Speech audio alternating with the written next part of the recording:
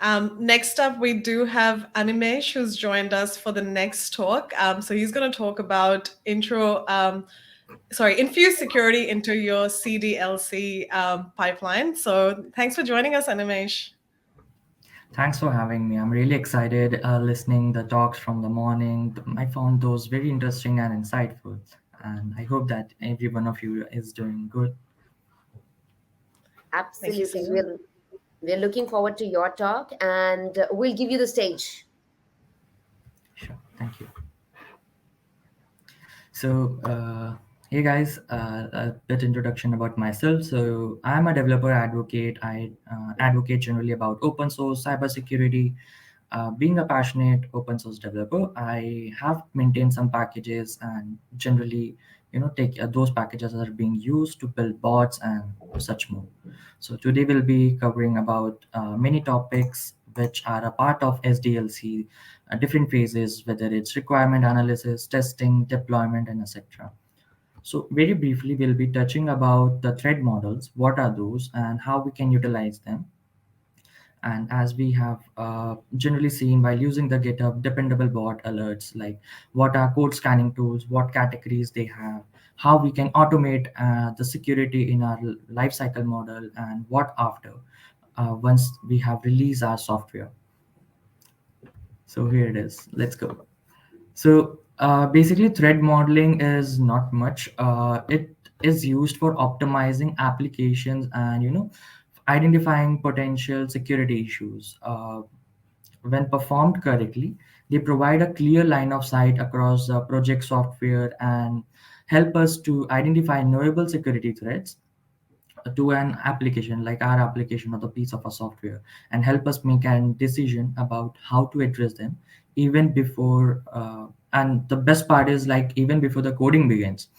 The threat modeling can be used to detect security issues which could arise at the later point of development, and this is generally done at the early phase, right between the requirement when we are checking the requirements and the planning part. So this exercise actually help us like when, where, and how we can add the security to our CI/CD pipelines, IACs, and understand whether the thread in the thread environment, how will our application operate. So basically, there are four steps in which the thread modeling is conducted or utilized.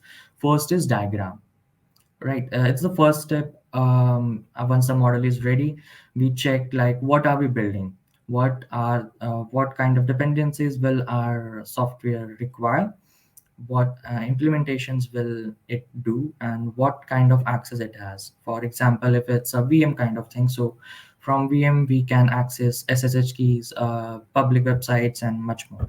Similarly, if it's an OS, it will basically build a complete overlay of how a person might work upon the environment. Then comes the second step, like how do we identify threats and what threats there are. So in this, basically, there is a detailed testing and checking using the model, like what could go wrong, which threads are still active, whose solution have not been found, and etc. That whole detailing of threats are done at this step. The third step that comes is the mitigation.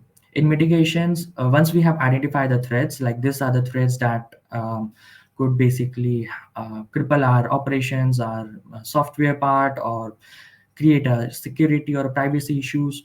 So once we have identified those threats, in mitigation, we plan the solution. If there is an existing plan or the solution we integrated with or keep in our pipeline, and if it's not, we try to build a solution around it. Then the last part comes as a validation. Once we have identified our model, identified threads and mitigated, done everything, then we see like how we have acted on each process steps. Once we have validated like okay, this is our plan of action. If such case arises, in this is an edge case, so if such edge cases arises, we'll follow this plan, and these plan are stored in our pipeline for uh, basically on a standpoint of view. So in any case, if there actually goes something wrong, we can plan it. So basically, the more we plan, the more and model these threats better, the better we equipped we become to deal with them if those threats actually arises at the later stage of software development part. So while it is true that vulnerabilities picked up earlier are easier to just go through or are cheaper to remediate, they can't we can't always find all vulnerabilities or debug through our own. Here comes the code scanning tools. Like this kind of tools actually help us to ensure and make sure that our software is as secure as possible, and they are very scalable. So it it develops well in their advantages. So they are well scalable. We can work around it easily. If there is any alert, they let us know immediately if there is an issue. The best example being the dependable bot. And once they have identified the issue or the vulnerability, they actually sometimes um, what should I say, start the upgradation part or the fix for it, so that the potential issues or the security flaws can be fixed as soon as possible. Now, this code scanning tools have multiple categories. For example, SAST, secrets detection, dependency scanning, DATS, IAST, and RSAP. So we'll discuss it in detail. The SAST is generally known as a white boxing testing part. So it is the most common and most widely used, and it is also one of the earliest testing category that exists. In this, basically, our application source code is scanned to discover any vulnerability that exists or that might exist, which are already there in the book. So but there is some what should I say, a pinpoint, because the SaaS does not require an application to be compiled or running while it's running. So it does not detect the vulnerabilities which can be arise while running the application. That is solved by the DAST, the dynamic application security testing. We'll continue it in a bit part later part. The second part comes as a secret detection. So for example, if we have some other application or dependencies, APIs tools that we are using, so the API keys become key points which can access our database or our application through if it's launched publicly. So unlike SAST, which is concerned only with the current version of application, secret detection is concerned with the history of the project. So you might have seen while using Git or GitHub or Git Guardian, if there is any previous version of source code which contains a hard-coded secrets within it, right? Then it shows like, okay, your security key is publicly available, it's expired or such. So what it does is it continues with the all version system. It checks all the source codes and each versioning. So to make sure that there is no secret detections or such tools where it can be used. Being a popular example is MongoDB URL. So when someone is using the connection strings in the secret detection part and has not stored in an environment variable, and is hard coded in the application, what happens is if it's public, anyone can use those credentials and use in their application or access your application details or the database that you have built for your customers. So this is a kind of this leads to data breach or data leak generally. The next part comes is the dependency scanning. Since nowadays most of the packages are open source, and we have seen in a previous talks where this has been explained in a much more detail. What happens if there is a malicious core line of codes and such packages? So here dependency scanning help us to automatically find any security vulnerabilities that are present in our current application or are being used in our application. So when we are developing and testing our application, for example, when our application is using an external open source library which is known to be vulnerable, it will show like, okay, it's at a high risk, it's at a low risk, it's a such risk. Please audit it, please fix it, please use a force, such kind of things. So dependency scanning is very popular among folks who are building for and by the open source projects or are have built their online presence through that. Sync being one of our popular examples for dependency scanning. It shows what vulnerabilities are present in your application and not. Then comes the DAST, the Dynamic Application Security Testing. It's a popularly known as black box testing, right? It doesn't find vulnerabilities in a source code like SAST. Instead, it finds vulnerability while running the application, like running SQL injection and such part comes under dynamic application testing part. Then comes IAST, which is also sometimes called as gray box or what should I say? We're basically gray box testing, and it combines element for both SAST and DAST simultaneously. So it is preferred in general cases, like we know it tests both the running application part and the source code at once. So many developers prefer using IAST. Then the last part of the category is runtime applications of self-protection. RASP is known popularly. It is configured on a server and kicks in only when an application runs. Right, so it detects any attack on application in a real-time basis. So it protects malicious inputs or behavior by analyzing both the app's behavior as well as the context of that behavior.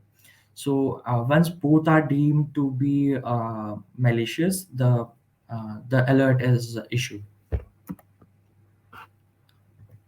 Okay, the next part comes our CI/CD tool. So it is always better to use, or automate everything at the beginning of the part only, so that when you have written the code and you have issued the commit, or there is related code that are being merged into your package or your piece of code, software, then we build the CI pipeline for the unit test and integration test. It's a very popular known thing.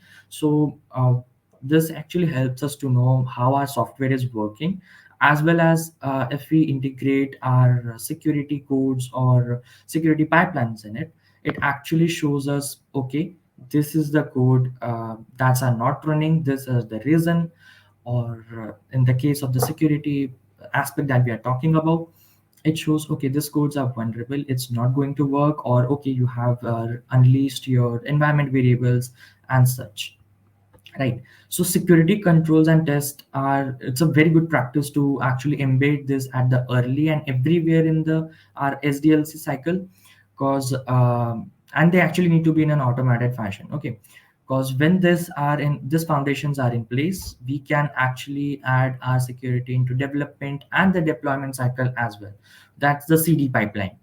So code developments, it's a good practice that the code development codes from development part to the production part are generally carried out by the CI/CD pipeline only, and only when the testing stage is completed and approved by the reviewer or by whatever codes you have written or the test units you have applied. So these actually help in securing your software pipelines, CI/CD pipelines. And the last part that we have come across is post-release monitoring, right? So after we have deployed our a piece of software, there is generally going to be more bugs, and there could be some reports of something not functioning very well. So this is actually something that should be taken care of at the start, right? Because software development market is very competitive in general. Like every day, there are many startups who are building SaaS product, IaaS products, and much more. And if we are not dealing well with such errors, problems, or security issues, at worst, or at worst, right, at worst it could lead to data breaches or leaks, and it eventually cripple down both your reputation of your software as well as your operation of it, as we have seen in many such cases. So when many companies or the many people have ideas to write for a piece of code, they generally tend to focus on creating the functional requirement, and it's genuine. It's like a general thought. Okay, like the functional requirements are the primary priority, but writing security requirements along with this functional ones can actually ensure that your security is never an afterthought, right? So once you have it's not like you have your functional requirements are ready, but after you have launched, and then you will see what kind of security behavior it's exhibiting, what vulnerabilities or problems it is causing, what privacy issues there are, and such. So when we think it at the beginning of the release rather than the post, it actually helps out with our whole SDLC cycle, starting from the requirement analysis to the designing, then planning, and then at the last deployment and the maintenance. So once after we have deployed, it is very good thought to actually do a continuous scan and monitoring to detect and prevent any kind of vulnerabilities that are arising, or either through the feedbacks or deploying some CI/CD tools to continuously check those. And each software has their own period of life cycle, right? So it becomes a more important duty to actually maintain it very well when the software is at the tail end of its life cycle, because throughout the years, throughout its working, at the peak period, it has collected data, it has worked with on multiple environments with multiple software integrations and much more. So if at the tail end of its life cycle something mishap happens, it becomes a more severe issue, because all the data that it has stored or collected or is being used with it, it might all get leaked. That's why after the post release of the software, it is generally, it becomes a harder part to actually check on and keep on checking whether okay, this is going on well or this is not going on well, right? And there are right now many more performance states and tools for actually using this, like one being the Grafana. Grafana is a basically, it provides a very beautiful dashboard in which we can bring the diverse data set that we have collected through the feedbacks or by the reports generated, the bug reports, bug bounties, and generate alerts if the thresholds are broken. Alert thresholds are broken. Similarly, Stackstorm is another which is known to cause uh, fix for the problems when necessary. It's being generally used by popular companies such as Netflix, DataStax, and much more. And one of the most, what should I say, uh, good, one of the best I found personally is the Detectify. Like, it's used for continuously scan developments and staging in the production environment. So till your software is in a development process, till it goes to the production, and after that, Detectify continuously keeps scanning on your software piece of codes at multiple location at multiple time according to what you have chosen, and you can actually check whether at what point what error is caused or what alert is being issued, what alert part is it, like as we have it all goes to the thread modeling process, and in the thread modeling we saw design and identify threads. So there the threads are identified on the basis of its priority. So Detectify does also the same thing. It identifies and helps us to know the threads on the priority basis, like it's high, it's critical, it's low, it's medium, it can be ignored, and such. So thank you. I hope that you got to learn something more about such part, and uh, if there is something that you wish to ask, you can ask. I'm generally active on my LinkedIn and the Twitter, where I tweet a lot about open source vulnerability, cybersecurity, how I write few write-ups for Hack the Box and Try Hack Me. So would love to get you, and if you disagree at any point that I said, we can discuss it over Twitter or LinkedIn. Thanks for coming.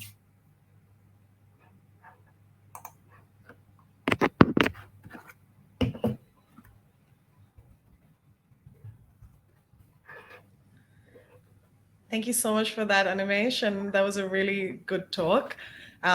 If there are any questions for Animesh, feel free to pop them into the session as well.